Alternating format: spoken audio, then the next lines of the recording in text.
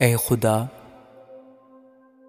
मुझे छुड़ाने के लिए, ए खुदावंद मेरी मदद के लिए जल्दी कर। जो मेरी जान को हलाक करने के दर पे हैं वो सब शर्मिंदा और खज्जल हों। जो मेरे नुकसान से खुश हैं वो पसपा और रुसवा हों। आहा हा करने वाले अपनी रुसवाई की वजह से पसपा हों। तेरे सब तालिब तुझ में खुश व खुरम हो।